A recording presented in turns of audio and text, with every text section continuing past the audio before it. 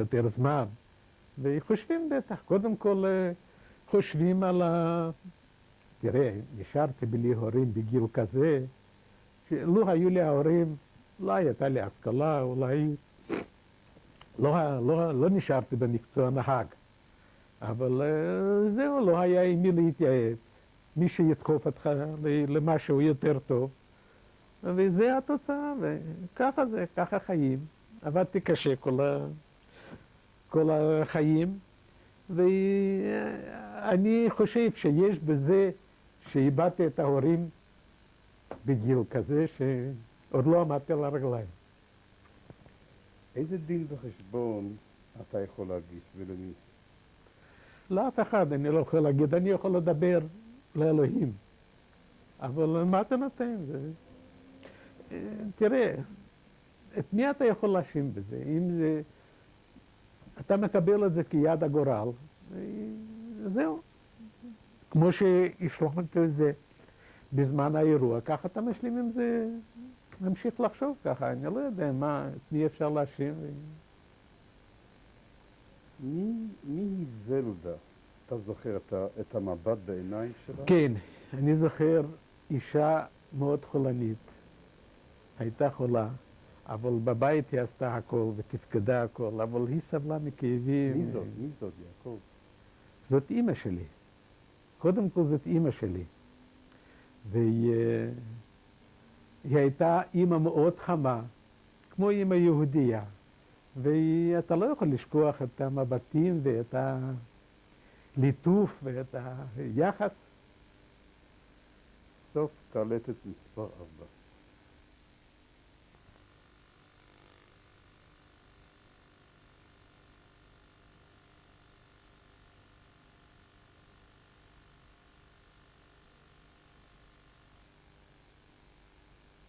יעקב אידלמן, קלטת מספר 5.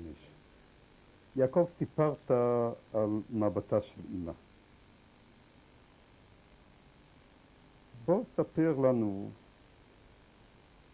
מיהו גדליה, יעקב.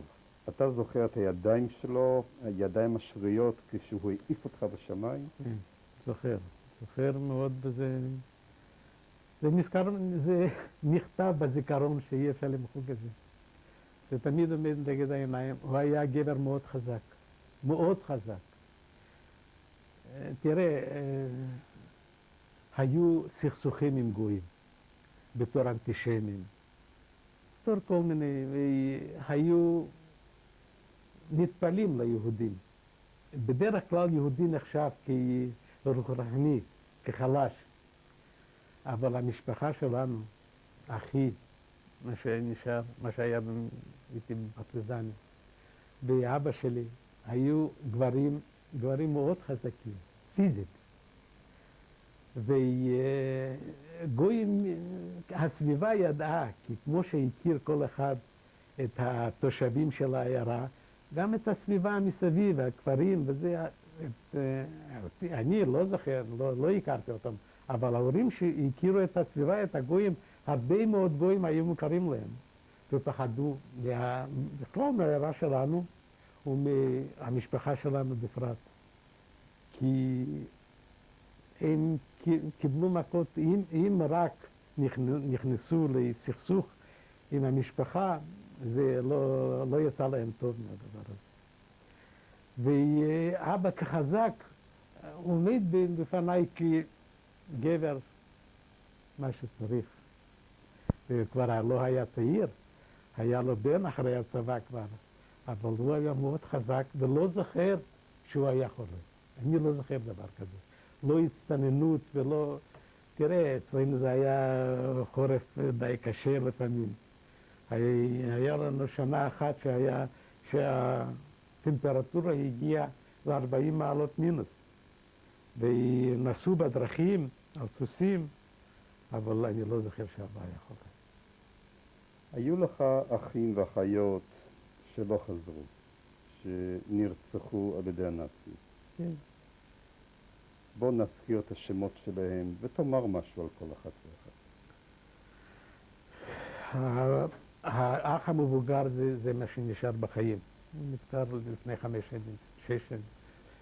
ואחריו הייתה אחות רחלה, היא הייתה נשואה כבר, והייתה לו ילדה, ריבלה. והיא הייתה יפה מאוד. למי בלונדינית, דמת? מאוד יפה. למי דמת במשפחה? לאחותי הייתה בת. אחרי שהיא נישאה נולדה לה בת. ובעלה גם כן היה גבר חזק מאוד, רזה אבל מאוד חזק. ותראה, היופי שלה זה משהו יופי נדיר, זה יופי לא מלכותי, זה אופי טבעי, אתה מבין? היה לה שם כזה שהוא בלט קצת, וזה נתן לכם.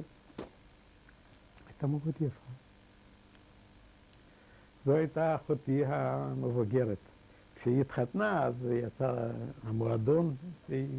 המועדון של בית"ר יצא מהבית שלנו, והיא גרה יחד איתנו, היא ובעלה והילדה שלה גרו יחד איתנו בבית שלנו. ואחר כך? זו הייתה אחותי. ואחותי השנייה הייתה שחרחורת, אבל גם כן יפה. היא עוד לא הייתה נשואה. איך קראו לה? חיה. חייצ'ה קראו לה בבית. והיא הייתה מאוד קרובה לאמא.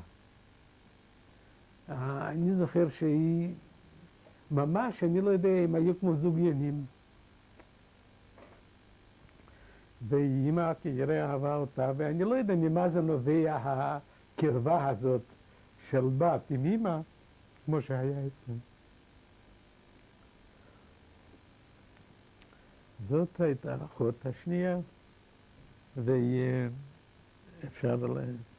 והיה לי אח, שהוא היה בחור ישיבה. מאז שאני זוכר אותו, הוא היה בחור ישיבה. כל השנים הוא למד. והיה מאוד נאה, מאוד בחור יפה וחזק. והיה בא לחופשות רק בראש השנה ובפסח. פעמיים בשנה היה בא לחופשות. ואז הייתי משחק איתו, וזה היה לי לכבוד שיש לי אח מלומד. הוא למד בישיבות כל השנים והייתה לו סמכות לרבנות. והוא מאוד היה דתי, אבל לא פנאטי. תראה, בעיירה היו כל מיני מקרים של חילול שבת אולי, אתה רואה, וכל מיני דברים. הוא אף פעם לא העיר למישהו, אל תעשה את זה. הוא היה מאוד כזה דתי, אבל אני אומר לך, לא פנאטי. מה היה שמו? הסל היה שמו, הסל איידלמן. ובגלל הדתיות שלו, הוא נשאר בגטו ולא יצא, לא ברח בשביל שלא לחלל את היהדות, מה שהוא למד כל השנים. זו הייתה התוצאה. אז איך אתה יכול לקבל את זה עם בחור כזה, רב, צעיר, ובגלל שהוא דתי, הוא נהרג. על מי אתה כועס? אין לי על מי לכעוס. תראה, לא יודע, הגרמנים, בטח שיש כעס על הגרמנים. הם עשו מעשה שלא ייעשה. זה נגד כל הכללים האנושיים, לפי דעתי, אני אומר, שלהתייחס ככה לבן אדם, איזה בן אדם שזה לא יהיה, אבל הוא בן אדם, הוא מאותו הגזע שלך, ולהשמיד, השמדת עם, להשמיד עם רק בגלל הגזע, זה דבר בלתי נסלח. יעקב, זה היה... איזה מסר אתה היית רוצה להגיד, למסור, ולמי? מסר שלי שכמו שיש לנו את המדינה הזאת, צריך מאוד לשמור עליה. ולהיות חזקים, שלא נצטרך לעבור דבר כזה כמו שעבר. זה מה שאנחנו עושים לפי דעתי, וזה מאוד חשוב בעיניי. בעיניי הצבא זה דבר קדוש. זה כואב, כל האבדה של הצבא, כל חייל שנופל, זה יוצא מהלב, זה כמו משפחה. ככה אני מקבל את זה. מה השואה הקטנה הפרטית שלך, יעקב? תראה, אין לי שואה פרטית. השואה הפרטית שלי זה מה שהייתה השואה ומה שנפטרה, נהרגה כל המשפחה שלי. אבל בנגיע לחיים שלי, אני לא כל כך בא בתלונות להתלונן על החיים שלי ועל הגורל שלי. זה מה שיש, וחייתי את החיים. היו ירידות, היו עליות, אבל זה מה יש לו, כל אחד יש לו, לא אצל כל אחד חלק הולך הכל. אנחנו עומדים לסיים את הרעיון.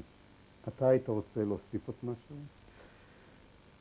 להוסיף, הייתי רוצה לתאר את העיירה שלנו, אם אפשר, אם עוד נשאר. בבקשה, ברצון. זו הייתה עיירה מאוד ציונית, מאוד ציונית. היו אנטי, לא ציונים, לא אנטי, אבל לא ציונים, זה היה קומוניסטי. וזה היה אנשים ספורים, אפשר להגיד, אולי בודדים, אולי עשרות, 2 עשרות אולי, משהו, קבוצה מאוד קטנה, שהם היו קומוניסטים. אבל רובם ככולם היו ציונים, גם הדתיים. דתיים פנאטים לא היו אצלנו בעיירה. היו דתיים יותר, דתיים פחות. אפילו את הרב שלי, אני זוכר, הוא עומד לפני עיניי, כי היה, בזמן שלמדתי בישיבה, היה לנו קשר איתו. ויש לי קשר עם הבן שלו עד היום, הוא גר בירושלים. הוא היה חבר עם אח שלי. אז תנועת הבית"ר, לא היינו כאלו בית"ריסטים כמו שזה הייתה, כמו ציונים. הרי לא התעסקנו בפוליטיקה, פוליטיקה של חלוץ, זה, אנחנו עוד היינו צעירים בשביל זה. אבל התנועה הציונית, מה שהיה בעיירה שלנו, זה עומד נגד עיניי. וזה תמיד יישאר קרות בזיכרוני, איזה עיירה היה לנו ואיזה יופי היה בה. בגלל זה גם אני לא רוצה לנסוע לעיר שלנו. הייתי כמה פעמים, אבל לא הלכתי לראות, כי אתה מאבד את הזיכרון של מה שעומד נגד עיניך, את העיירה איך שהיא נראתה לפני המלחמה, כשאתה רואה את החורבן, מה שיש שם עכשיו, זה נותן הרגשה של, אתה מאבד את הזיכרון, התמונה נעלמת מעיניך מה שהיה קודם. אז בכל זה אני גם לא רוצה לבקר בעיירה שלנו, להישאר עם הזיכרונות מהעבר. יעקב, תודה לך. תודה לכם. וזה מה שיש לי להגיד. עוד אפשר לדבר הרבה, אבל זהו, בקלטתי אפשר לרשום את כל החיים במשך שנים שעברו עליהם. זאת המצבה על הרוגי קרסנה, שחיסלו את הגטו שם ואת כולם שרפו בגורן. אז הקמנו מצבה, כבר אחרי המלחמה הקמנו מצבה, ואני לא זוכר בדיוק את הנוסח מה שכתוב על המצבה, אבל מה שכתוב למטה זה פה נהרגו ונשרפו 2,000, זה עוד עברית כזה גלותית, קורבנות עם ישראל מידי ההיטלריסטים, קרסנה, י"ב באדר תש"ב. ומי שעומד פה זה בן דוד שלי ואני מצד אחד, מצד שני זה אחי ואשתו. ופה זה ב-58, לפני שיצאנו מרוסיה, אז הלכנו להיפרד מההורים, מהמצבה, והצטלמנו שם. התמונה הזאת זה המקום איפה ששרפו את הרוגי העיירה שלנו, הורודוק. ומי שיש פה בתמונה, אין מצבה פה, ואין קבר, זה רק קצת גדר כזה קטן. ופה מי שיש שם זה חבר שלנו מרקוב, פייבה, והשני זה בן דוד שלי, גם כן פייבה, והשלישי זה גם כן פייבה, אחי. 3 פייבות אחד על השני. על ידו אשתו רוחו, ועל ידה זה זוג שגרו בעיירה שמה, הם הזוג כמעט היחידי, מי שגר באז, בזמן הזה שהיינו שמה, גר בעיירה. ואני, ולמטה זה בשורה השנייה, זה 2 הבנות של אלו שגרו שמה בהורדוק, הירסל וחייקה ברמן. ובמקום הזה נהרגו, בזה המקום נהרגו ונשרפו מידי ההיטלריסטים, טף וסקינים,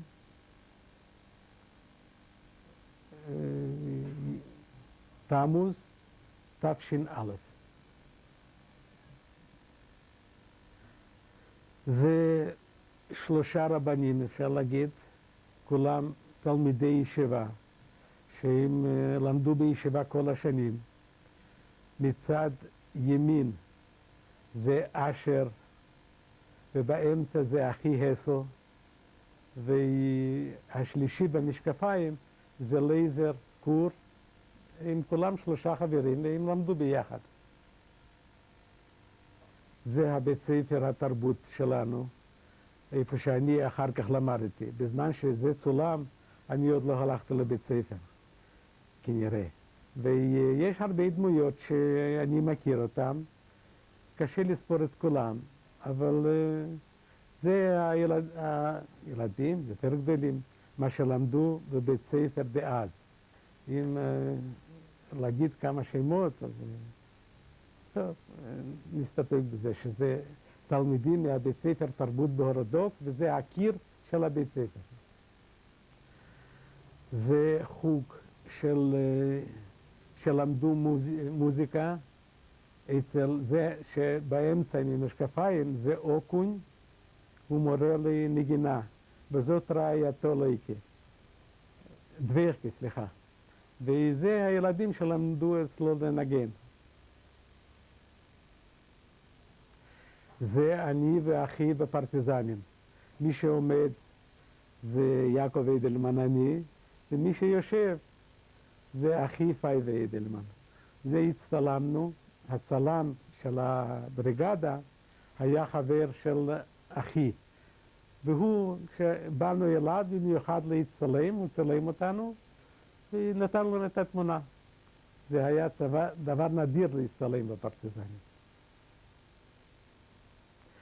זה אני, מימין זה פייבה אדלמן, ומשמאל זה אני יעקב אדלמן, זה בזמן ששירתתי בצבא האדום, בחיל האוויר במוסקבה, אז הוא בא לבקר אותי, הוא נסע גם כן לביקור בבית, ועבר דרך מוסקבה, והוא נכנס אליי, ובילינו כמה ימים ביחד. זה תמונה למזכרת. בזמן שאנחנו עזבנו את רוסיה הלבנה, את מינסק, אז זה החברים שלנו, בני עירנו, שבאו להיפרד מאיתנו. ועשינו תמונה למזכרת לפרידה.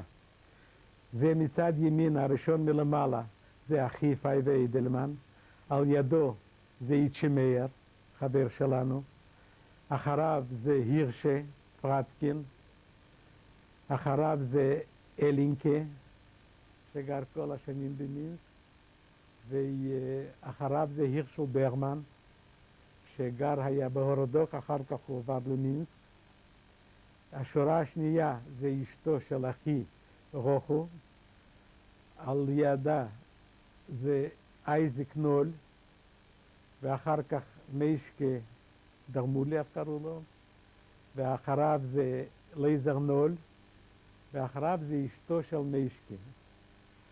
השורה השלישית מלמטה, מצד ימין לשמאל, זה נתן, זה בן של אחי, הוא יושב מתחת לאמו. על ידו זה חבר שלי, מולה רוגוב, על ידו זה אחותו, פרומה, ועל ידה זה הבת של אחי, זלדה, היא גרה ברעננה עכשיו, והאחרון זה אני, יעקב אדלמן. זה הרוגי קרסנה, וזה היה שאנחנו יצאנו ממינסק, תמונת פרידה. זה הבית ספר הפולני של הורודוק, שם אחותי למדה. בגלל זה יש לי את התמונה הזאת. קיבלתי את זה תמונה מלפני המלחמה, ולעבור את כל השמות, אני לא יודע, קודם כל אני כבר לא זוכר את כולם בשמות. וזה הבית ספר, מי שלמד בבית ספר הפולני, זה חלק מהדור הצעיר שלנו. זה המרכז, אזור השוק של הורודוק, של העיירה שלנו, והאירוע זה כנס של בית"ר על אופניים, שנתאספו נציגים של עיירות מסביב, מקרסנה, מהורודוק, מוולוז'ין, מרקוב, מרדשקוביץ', וזה התאספו בכיכר השוק והצטלמו למזכרת.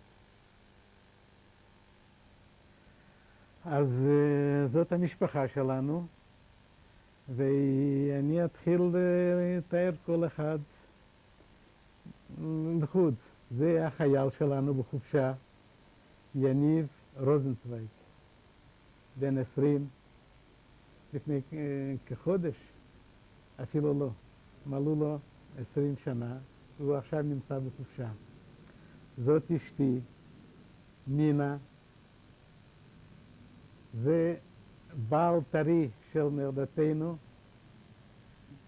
שהוא התחתן לפני כמה שבועיים, וזאת יהודה, כן, וזאת גליה, ביתי, גליה אדלמן, זאת מרה רוזנצוויג, ביתנו, וזה מנדל, הבן, מנדל לוריה, זה פישל רוזנצוויג, בעלה של הבת, וזה הנכדים. זה תומר, הבן של מנדל, תומר לוריה, זה אלדר רוזנצוויג, הבן של מרה ופישל, זאת אורלי, הבת של מנדל, אורלי לוריה, וזאת נכדנו הגדולה, לימור, שהתחתנה לפני שבועיים, שיהיה לו במזל טוב, שיהיה לו נחת מכולם.